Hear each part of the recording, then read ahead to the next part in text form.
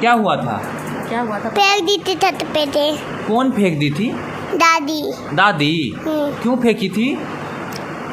बताओ, बोली कि घर से हमारे सब घर से निकल जाओ वरना की छत पे फेंक दूंगी। मैं बोल के फेंक दिखा, फिर फेंक दी पूरा। आप बोले फेंक के दिखाओ, फिर फेंक दी? हाँ।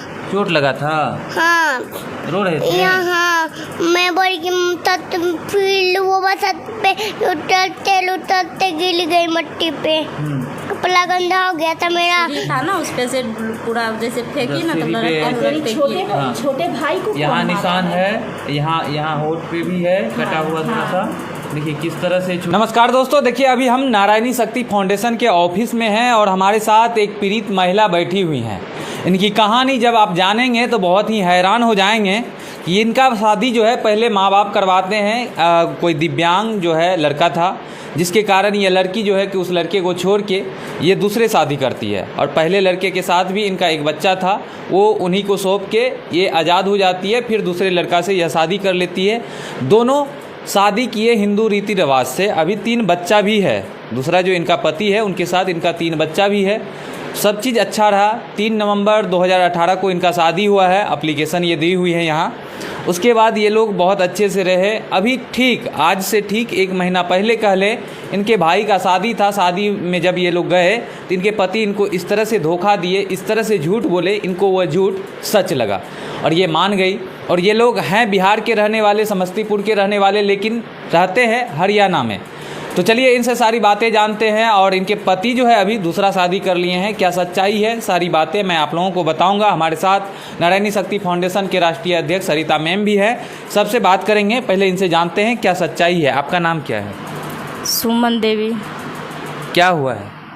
मेरे हस्बैंड शादी कर लिए हैं। कब? ये 21 तारीख को किए हैं, 7वां महीना में। 21 तारीख को? 7वां महीना में। अच्छा, आपको पता नहीं चला? नहीं पता चला। मेरा भाई को शादी था, उसमें गए हैं तो जब आने लगे हैं 13 तारीख को तो अवध शाम में हमको बैठा दिए हैं। खुद भी आए हैं समस्तीपुर तक। हाँ। और समस्तीपुर आकर के बोले हमको कि ज़मीन का लफड़ा चल रहा है, 2-4 दिन में हम आ जाएंगे, तुम चलो। अच्छा, आप लोग शादी कब किए थे? 2018 में हम लोग का शादी। कैसे शादी किए थे? मंदिर से किए हैं। पहले पति को छोड़े तो कोई शिकायत नहीं? कोई प्रॉब्लम नहीं, कोई प्रॉब्लम नहीं है। मतलब खुशी खुशी पहला जो है हाँ, आप लोग अलग हो गए? हाँ, खुशी खुशी हम लोग हो गए। वो भी शादी किए हैं, उसको भी बाल बच्चा है और हम भी किए। दूसरा शादी जो किए उसमें पूरा हिंदू रीति रिवाज से माँ बाप आपके सब थे? जी, मेरी मम्मी पापा और मेरी बहन जीजा सब उस लड़का के कोई नहीं। उसकी मम्मी शुरू से हमको नहीं पसंद करती थी। अच्छा। शुरू में तो वो बोलती। उसके परिवार से कौन सा? उसकी परिवार से उसका बहनोई है और बड़ी वाली दीदी। अच्छा। वो भी अभी उसी के पक्ष में है। शादी करके आप लोग कहाँ रहते थे? हरियाणा रहते थे। कितना दिन? 2018 से वहीं पे रह रहे हैं। 3 बार हम यहाँ ससुराल आ चुके हैं।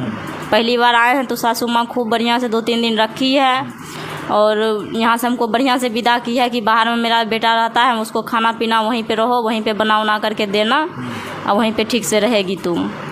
उसके बाद दिक्कत होता था? नहीं, उस बार कोई दिक्कत नहीं दी। और 1500 रुपया मेरे हाथ में दी, बालक उलक के हाथ में भी 500 रुपया दी।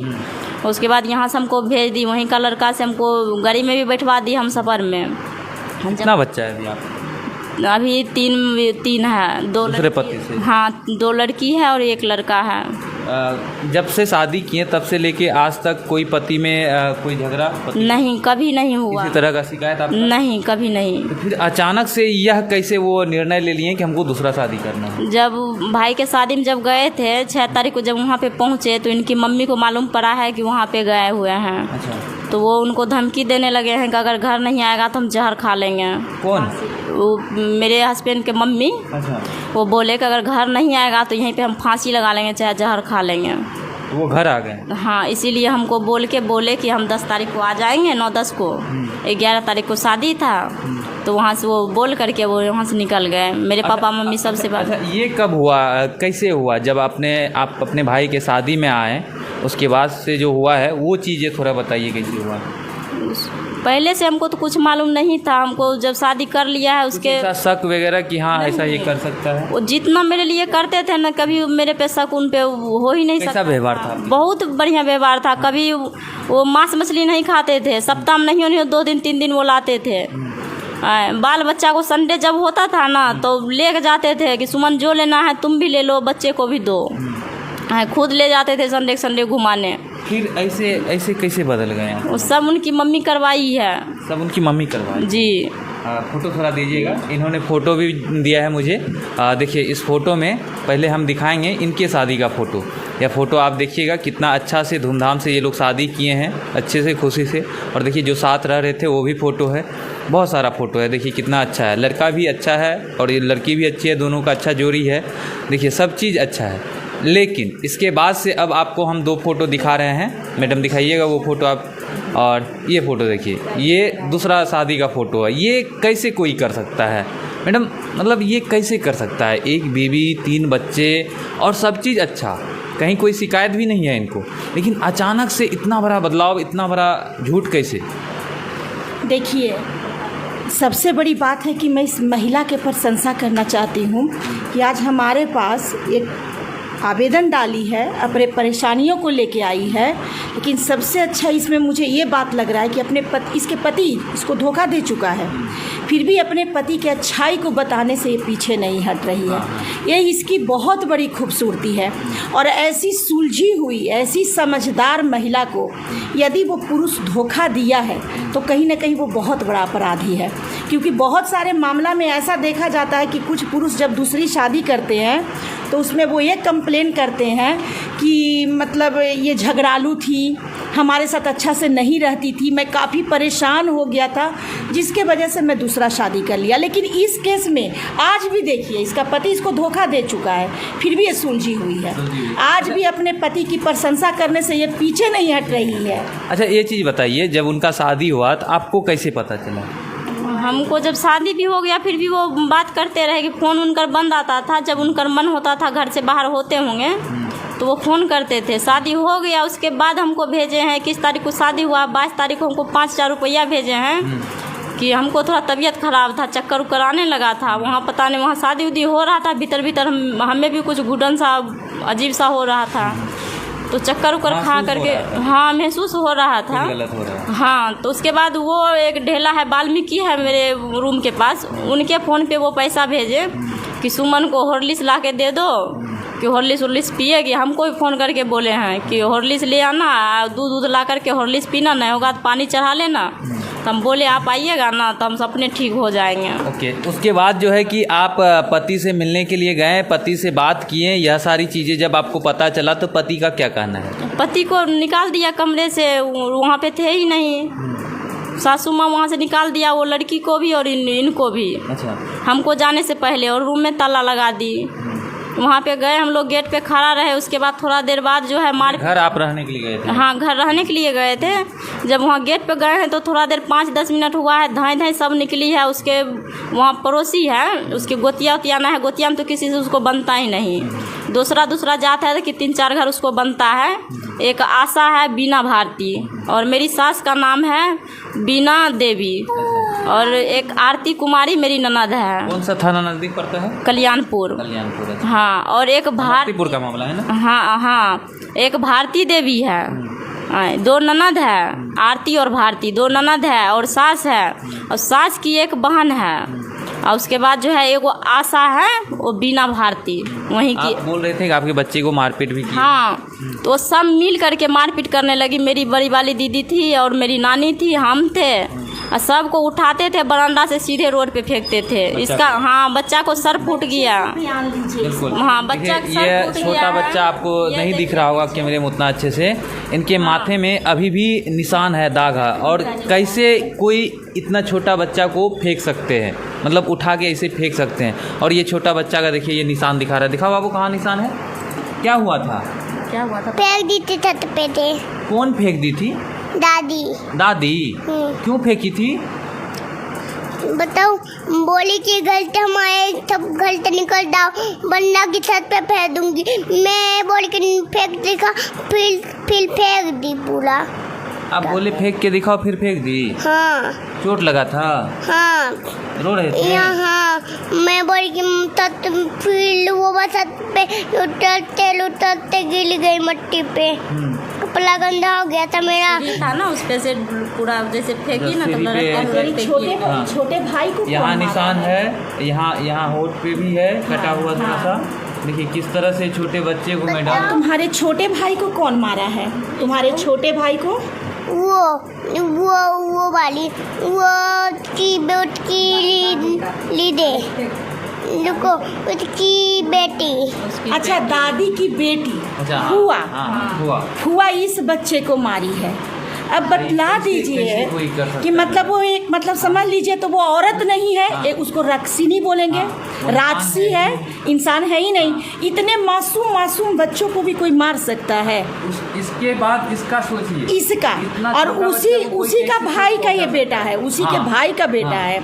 अब बतला दीजिए किस तरह का जानवरपना वो महिला की है।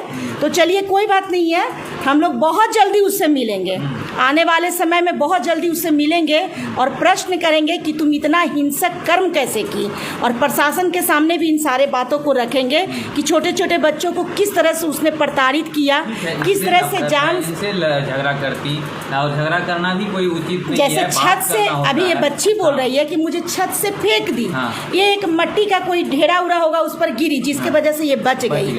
अगर इसको छत का कोई पत्थर से चाहे किसी चीज़ से लगता तो स्पॉट डेट भी कर सकती थी। तो सबसे बड़ी चीज़ है कि ऐसी हिंसक महिला से तो सवाल जवाब हम बिल्कुल करेंगे। और हाँ, और सबसे ज़्यादा इनका ये पति। अब देख लीजिए, समाज में मैं उन सारी महिलाओं के लिए मैसेज देना चाहती हूँ कि देख लीजिए, जो सीधा दिखते हैं और जो सारे चीज़ सही ढंग से कर सकते हैं वो भी आने वाले भविष्य में धोखा दे सकते हैं। तो बता दीजिए कि ये शादी जैसा पवित्र बंधन कहाँ से सुरक्षित रह गया। तो सभी लोग सावधान रहें, सतर्क रहें, क्योंकि ऐसे बयान के बाद अब कुछ कहने के लिए शेष नहीं बचता है कि एक अच्छा इंसान भी धोखाधड़ी कर सकता है। और अगर वो वीडियो अगर इनके पति देखते हैं तो मैं उनसे निवेदन करना चाहती हूँ, मैं भी निवेदन करूँगी कि कम से कम ठीक है, तुम अपने माँ के प्रेशर में तुम दूसरे शादी कर लिए हो, लेकिन पहली पत्नी को भी अधिकार दो, बच्चों को अधिकार दो और इन लोगों का भी लालन पालन सही ढंग से करो। अच्छा, आपका अभी पति से बात होता है?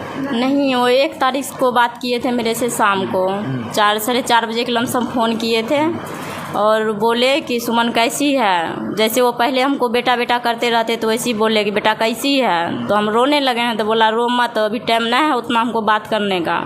हाँ, तो बोले कि रूम में राशन नहीं है, कैसे हम लोग रहेंगे, बीमार पड़े हुए हैं, तो दवाई उवाई लो, राशन जाके लाओ, खाओ, हम सबको पैसा कौड़ी देंगे। यहाँ से मम्मी निकलने नहीं दे रही है, फ़ोन भी मेरे पास नहीं कि कैसे रहने दे रही है मम्मी। जब यहाँ से हम फ्री हो करके ना बहुत जल्दी आ रहे हैं, बस इतना बात बोले हैं और उसके बाद फ़ोन काटे हैं। फिर उस दिन के बाद इस बच्चे से बयान लीजिए पापा के लिए। पापा कैसे थे? पापा चीज़ देते थे, हाँ चीज देते थे कि मम्मी को था दिलाते थे, बता मुझे भी एक टप खमा दिलाते थे, आँख में लगाने वाला, और बताओ मुझे खाने का चीज दिलाते थे।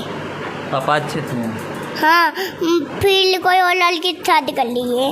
ओह माय गॉड, इसे फिर वो भी किसी समझ लड़की है। से शादी कर ली है? हाँ देखिए, इतना छोटा बच्चा को भी पता है कि उसका पापा दूसरा शादी कर लिया।